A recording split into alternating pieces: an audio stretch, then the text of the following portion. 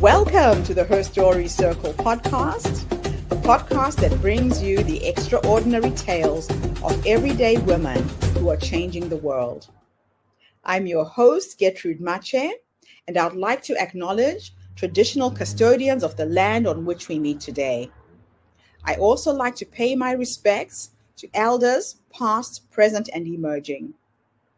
Every week, we dive into the lives, challenges, and triumphs of women from all four corners of the globe.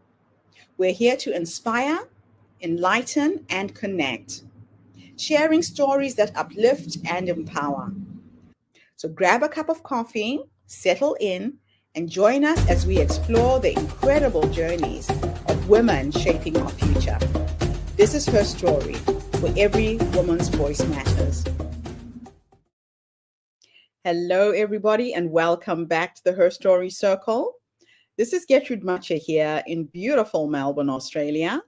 And today I am graced with the presence of yet another amazing young woman. Welcome, welcome, welcome to our tribe. Please tell everybody your full name, where you're based, and share your story with us today.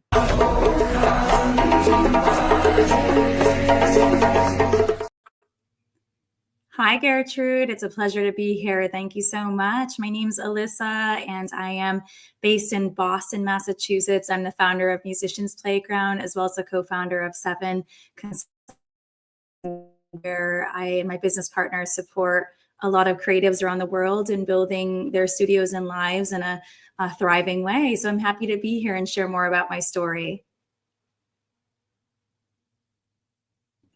Give us more information about your backstory.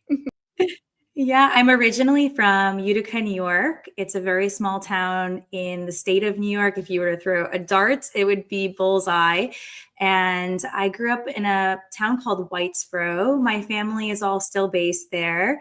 I spent a lot of my time until I was about 17 years old there. And during that formative period of my life was when my love for music really developed. After I spent my childhood there, I then moved on to college in Ithaca and graduated with a business degree in a few years from Ithaca College. At the age of 20, that's when I finally made the move to Boston. And it was, again, out of a passion for music and wanting to stay close to it. But it wasn't too long after moving to Boston where I began building my business, Musicians Playground. Currently, I am single. I don't have any kids. I consider my businesses my kids. I know that it's not quite the same, but for me, after building my own business from ground up for the past 12 to 13 years, it's taken enormous energy, enormous time, and enormous heart. And I think that that's something that I've taken a lot of honor and privilege building, and I've dedicated a lot of my life to so far. So as of right now, I can't say that I have any other obligations outside of my career and taking care of my community in the way that I know best. But I'm absolutely loving being a female entrepreneur and spending a lot of my time building these businesses.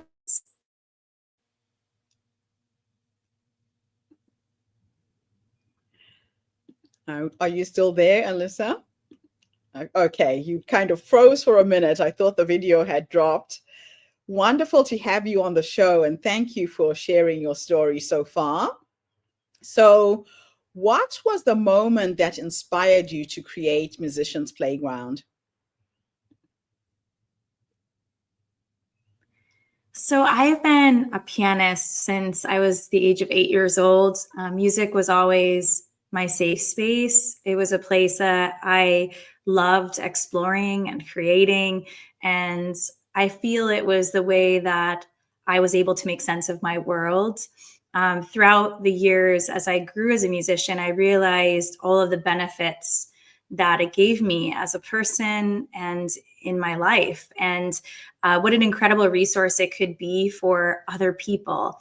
And that combined with my passion for people, for helping others, for seeing others reach their fullest potential, made me fall in love with the act of teaching music. And so as I graduated business school, which I have to say, business school at the time, it was completely outdated within like a year or two of me graduating. And for anybody listening, you don't need to go to college. I'm a huge advocate actually of just a lot of other ways of learning, and more formatively just by doing the thing. But I'd say for me, I was on track to go into the corporate world and follow what would be the more traditional pathway as humans when we look around. And it just didn't feel right. I felt quite empty inside. I was pretty unhappy. And that was when I made the bold move to just pack my car and basically move to Boston, not knowing anybody, and start to teach music. And so it was through a lot of passion, a lot of desire to stay close to my creativity and what I love, which was music, and support others and seeing them grow and find the same benefits, that led to me teaching and finally being able to establish a clientele. And then what led to then 10 years now down the path of Musicians Playground as it is today, which is a 200 plus member organization and something far beyond what I could have ever imagined it would become back then. Wow. Now, can you share what those early days were like? You know, I read somewhere that you were sleeping in your closet to build your dream. What was that like? Yes, I mean, honestly, I look back at those years of my life when I was first starting. I didn't have enough money to have a proper commercial space and a residence. Boston's very expensive, but it's just expensive to start out in business either way. And so I started growing my clientele to the point where I said, I just want to turn this apartment, this live work situation into just completely a business. And the only place that I could think about putting my belongings personally was in the storage above the bathroom, which is meant to be where you throw your luggage and kind of personal items that you don't need very often. It was just big enough to fit a twin size mattress. And I bought a ladder from Home Depot, and I made some curtains that I could use to kind of close it off. And so no one knew I was living in that little storage area. And every night and every day I'd climb up and down that ladder. And it was funny because I just loved what I was doing so much that doing that, it didn't bother me all that much. I will say the clearance above my head was about 3 feet.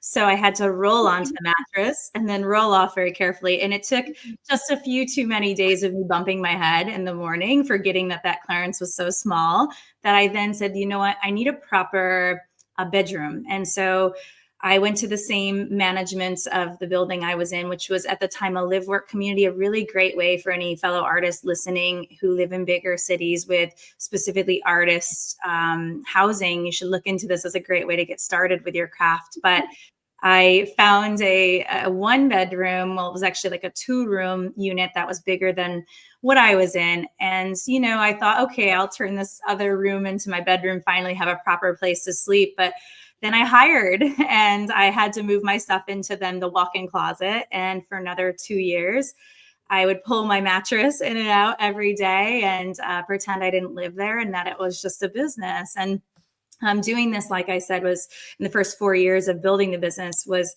not something that I felt bad about. I think I was more embarrassed about what other people thought of me. But personally, I didn't mind doing it because I loved my life and that I was building it from ground up and in exactly the way that I wanted. So, what makes Musicians Playground so unique in the world of music studios? Musicians Playground is very unique because we, number one, focus on adult hobbyists. And I think a lot of places around the world see kids as the primary audience for something like music to benefit from. Yes. However, I see music as a medium of wellness. And I see a lot of stressed out adults every day hustling and bustling around Boston. And I think all of us listening can really relate to the idea as we grow up as adults and we feel this, never ending sense of responsibility. We can lose touch with ourselves and with the sense of play for the sake of play. Everything becomes goal-oriented or serious as we adult. And I think we lose that sense of how do we do something just because we enjoy it, right? Just for the sake of joy. And I see not only that music's so fun as a way to practice play, but also I saw its transformative results in the way of how it uniquely connects other people. We're in a Mhm. world right now that is starved for quality connection and for remembering what it means to be human and what it means to just be alive and share in being alive with others. And so this was an incredible tool to bring people together and forge connections. It's also an incredible tool for personal transformation, the things that we can learn about ourselves as we're practicing an art or a creative mode of expression shows us a lot about how we approach our life, right? Do we approach life with perfectionism that holds us back? Do we approach it with a growth mindset where we're ready to jump in the deep end and we're okay if we make mistakes? Are we okay to improvise? There's so many parallels I've seen in my now 20 years of teaching individuals, thousands of people actually, that I Wow. find music to be such a special mirror to reveal the most inner parts of ourselves, and thus a more fun way that we can then get to those and work on those things. So that's why I think Musicians Playground is so special. It was a long-winded answer just to say the philosophy that's built it is incredibly deep. It's coming from a lot of experience and care and attention to how it can be used intentionally as a medium for wellness for Mm. adults. Yeah. So, how do you integrate wellness and creativity into your business model? So the whole premise is mirroring a gym. It was like back in my early 20s, I've always loved athletics and Mm. I was working out and I said, why can't we have a place like this gym, but for musicians, for music lovers? Right. And so I said, we need a space where people can drop in, take a class, and that's their musical workout. That's like their Mhm. exercise for their soul, right? Instead of exercising just their physical body. And, then that's what I reverse engineered. Okay, if people need to be able to drop into classes and freely come and go because they're adults, they're busy, they have lives, then what would this model have to look like? And so Mm. the act of learning and making music is the wellness, because that is like I just said, something that's profoundly good for our inner space and for nurturing that. But then the model is interesting because we do have over 100 group classes in piano, voice, and guitar every single month that our members can drop into. They can take Right. private lessons with our expert instructors who've been trained to develop specifically to work with adult hobbyists, and they can Yeah. also come into the facility and use it for practice. So I'd say Mm. the act of making music is wellness, but also the model has been set up with a wellness kind of approach in mind as well. Right. So, why do you think adults are craving spaces for play and connection? Well, it's a good question. I mean, I think there's Mhm. so much, right? It's just where we're at today as a society, as a collective. I think all of us being so digital nowadays, I think really COVID also changed this in terms of bringing it to such an extremity where we really felt that sense of disconnect, that sense of inability to be with each other. And then after that, there was like this cascading effect of the dominoes falling where offices decided not to go back into person. And a lot of establishments, I hate to say it, but they weren't able to make it through that. That was a rough period for Yes, me yeah. personally. I had to stop taking a salary for my business for a couple years and pivot to consulting for a while there. But I think with this lack of kind of place and community in a lot of cities Mhm. around the world, I can at least speak to US. We've been significantly Yeah. affected by that. We're missing that. And then you have social media, which has become a substitute for a lot of connection, but not necessarily high quality. You have the dating apps. I mean, Gertrude, you asked if I'm married. I'm not married. I think a lot of it is the difficulty of dating in these stupid apps, right? So Yeah. having a place like Musicians Playground where high quality individuals come together. And when I say high quality, I mean people from all different backgrounds, from all different walks of life, but people who share the same values. And that is of that quality connection. Yeah, it's interesting that you mentioned dating apps. It's an absolute nightmare for most people these days, and it's hard to just meet random strangers and connect at that level. Yeah, life is so much more difficult. I know I'm on one of these dating apps and hating every minute of it. Yeah. So, Yes. what was the hardest part of building a business from scratch? I think the sheer amount of time, um, it, it's one of those things where you have to really love it because you're Hmm. going to have to go to the ends of the earth for this thing. And you're going to have to water this garden that's going to take forever and a day to blossom. And you're going Right. to have to trust, even without seeing the flowers, that every single day you go to water and tend to that garden, it will happen. Yeah. And so I think the level of resilience that I had to develop and call upon within myself to get through this has been extreme. And I can really confidently say entrepreneurship is not for everybody. Like you have to Yeah. be, you have to really want it. I think, you have to have like kind of a chip on your shoulder or something to prove, because it is a lot. And so I think the time that it takes to really see yourself get to a place that's meaningful, I think just this year, I mean, us crossing the 200 member mark and having a business partner for the past year, having my sights on, now getting to a second location, I'm Mhm. finally, after 13 years, taking a breath. But like for Yeah. most of those 13 years, including COVID and some massive decisions I had to make in the name of our growth, I've been constantly in a state of a lot of stress. So I think it's not for everybody. I think you have to have enormous resilience, and definitely the hardest part was the time it took to have that payoff. Yeah. Yeah. That's amazing. So, what advice would you give to creatives who want to turn passion into profit? There's a few things I would say are really important. So the Mm. first is to try to do it as nimbly as possible. I'd say try not to take on too much overhead or take on too Mm. much risk. Do it in a very organic way, because the more organic you can be about it, the Yeah. less burden or stress you're going to face in having to figure it out, which is a good thing, Mhm. because at the end of the day, we're creatives. If Yeah. we're constantly under duress, we can't create. We have to have space.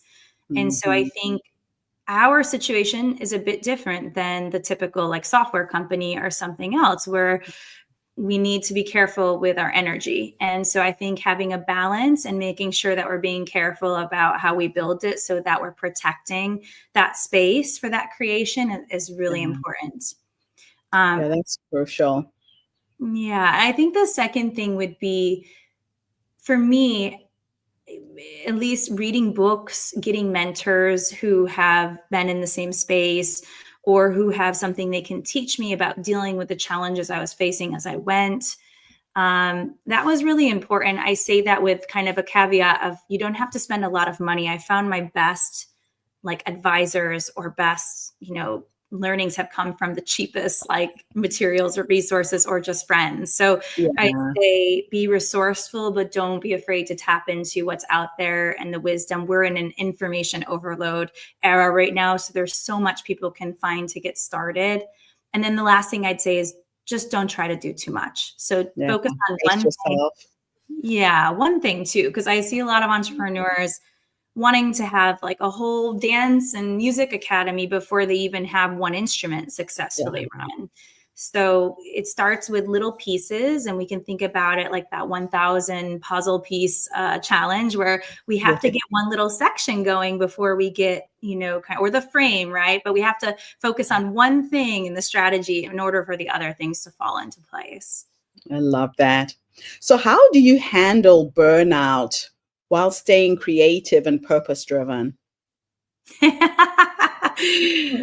I don't I like the know. way you laugh at that one. When you tell me how you figure it out, I tell you, tell me when you figure that one out, because I'm all ears. Gertrude, I don't know. I think there's this idea of balance that a lot of, especially Mm. women, are constantly like reaching for. And I don't know if there's truth in that. Like, I really don't know. And maybe that's because of my own evolution, where I'm at in my own building process right now. But Mm. I can't imagine doing what I'm doing and having kids, having a family. Like, I have the utmost respect for women who are listening to this, who are considering or are doing their own business plus managing a whole family without a whole lot of support. Like it's a really difficult time. And so in terms of burnout, I've only experienced it on the level of, my business, not necessarily having to be responsible to kids, but I'd say sometimes you just have to take your foot off the gas and like, you have to trust, it's going to be all right. And I think that's where I learned to find balance, if it exists, is things didn't come crumbling down when I wasn't at my best for a couple weeks or a couple months. Like it kept going without me being the best, trying so hard, constantly improving. So I think there's this wisdom in just treating it like a marathon, not a sprint. And then caring about you as the most important asset in your business. Because if you're not healthy, what is the business without you? Right. Yeah, that's such a good thing to make people remember, that if you're not okay, nothing is okay in anything you're trying to create. Wow. Yeah. So I continue. I was just going to make a comment too, and maybe people listening could, especially women, again, I keep saying it's just more so I think in the mother nurturing roles, we can fall into this trap, which is putting everybody and everything else in front of us. And for me, I come from a history where I had some codependence I had to work on and deal with. And I found that my business was becoming this object of keeping my tendencies of codependency in place.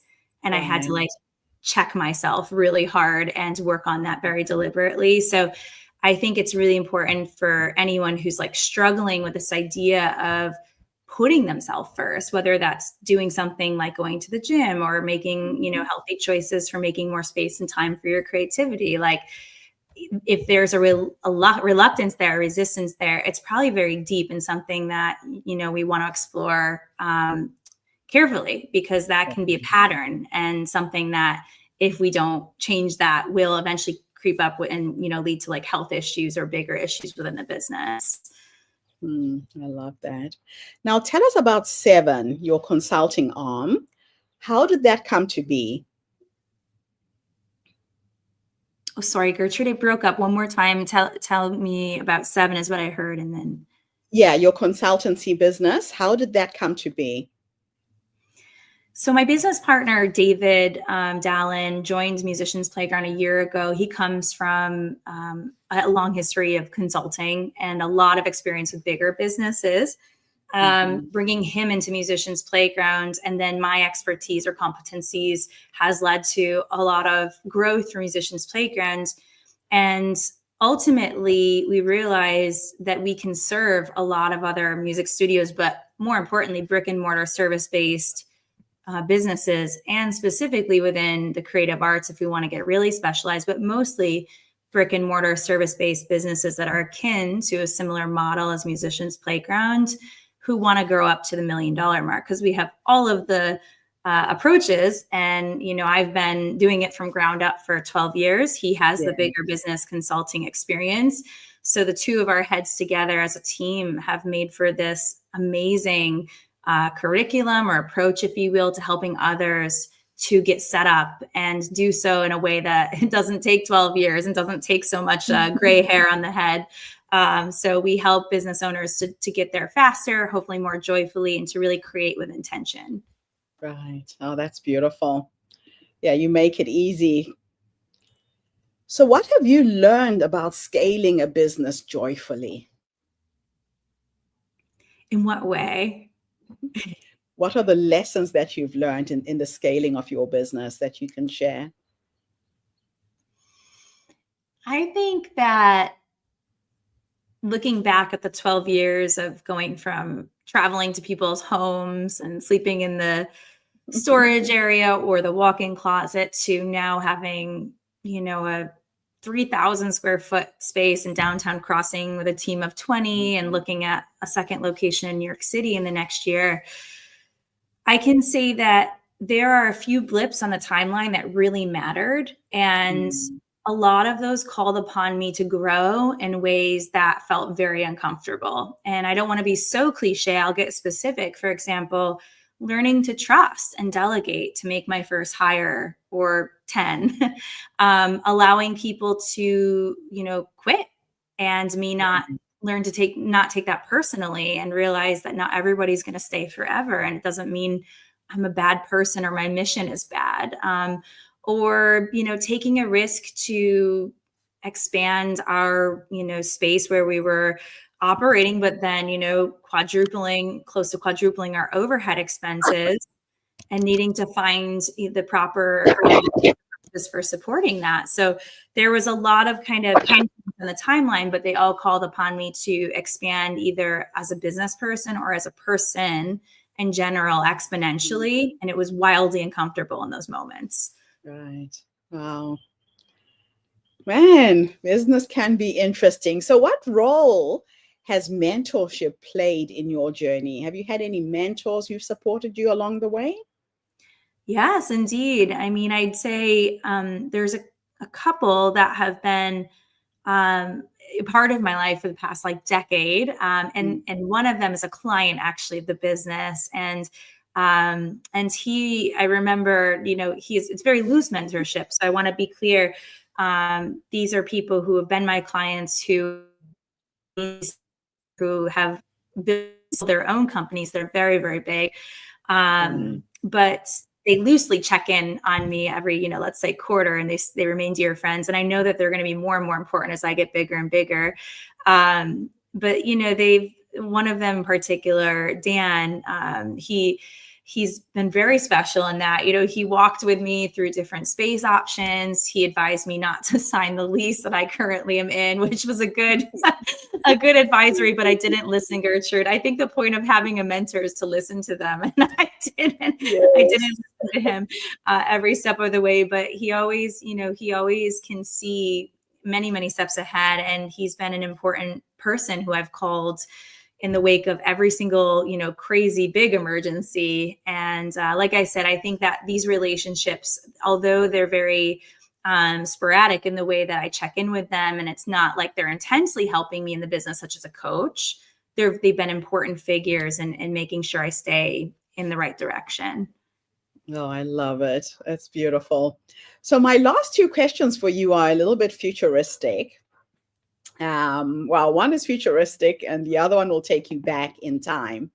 We'll start in taking you back in time to the younger you, this young woman who went into the world of business, had a passion for music, and is now empowering other musicians to do the same. If you could go back and give the younger you 3 nuggets of wisdom, based on what life has taught you up until this point, what would those 3 nuggets of wisdom be? I'd say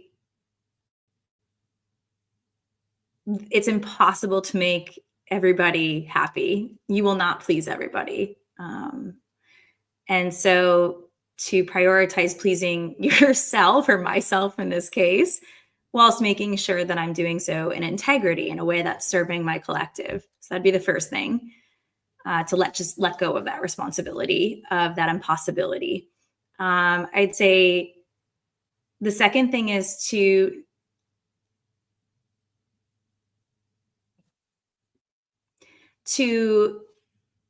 disconnect from the noise of the picture of what life looks like outside, and connect with my inner wisdom of what I want my life to look like from the inside, and to create that boldly, creatively, courageously, even if what I'm looking for in my life, if my set of rules is different from everybody else's. Because I learned that by doing that inadvertently for my whole life, I've gotten to a place where I am so fulfilled in my life. And I feel like I wake up every day and I'm living in integrity again with my dream, with who I am, what I've come here to do. So I think just, again, being in touch with that inner wisdom and not being afraid to play by my own rules. The third thing is always do something that is connected to the service of others, and the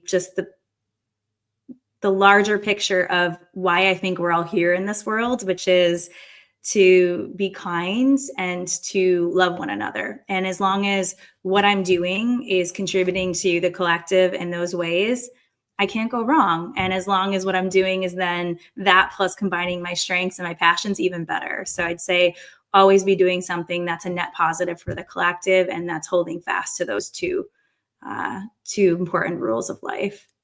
Oh, absolutely beautiful.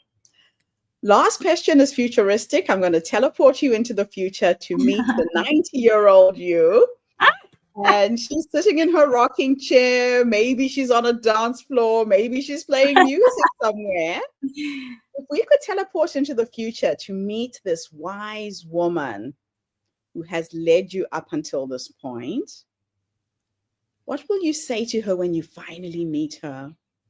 And I'm asking you this question because you said something really important about really tuning in to the essence of who you are. And it sounds to me like you know this woman, she's there, she's guiding and prompting you. What will you say to her when you finally meet her at the age of 90?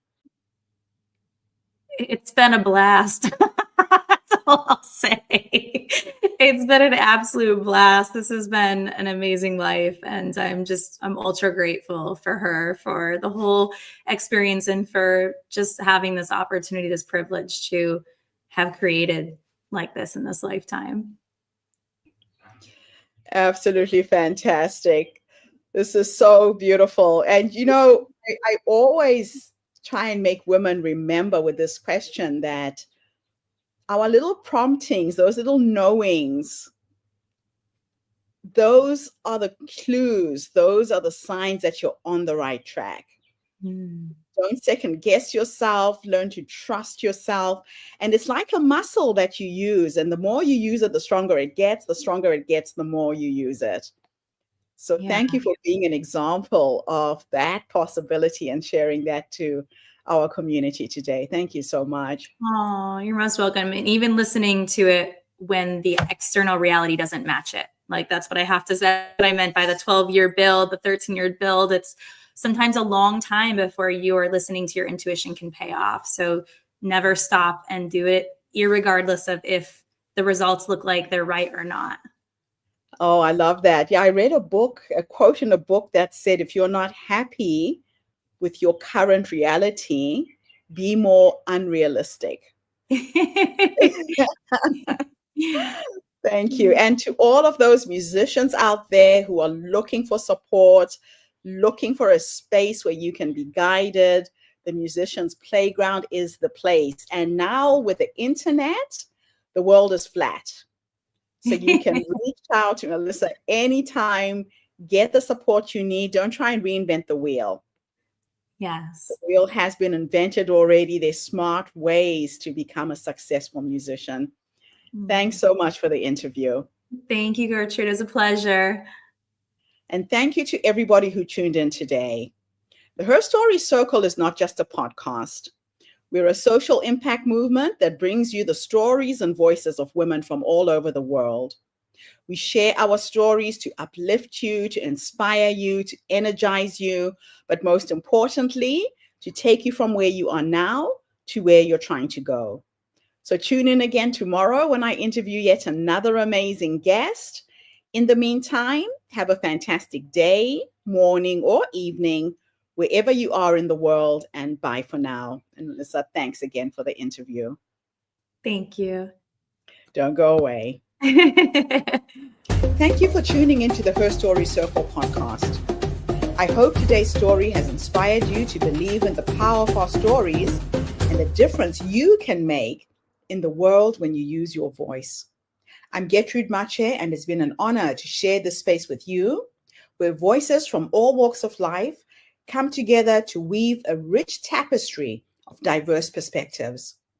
Don't forget to subscribe, rate, and review our podcast to help us share these stories with more listeners.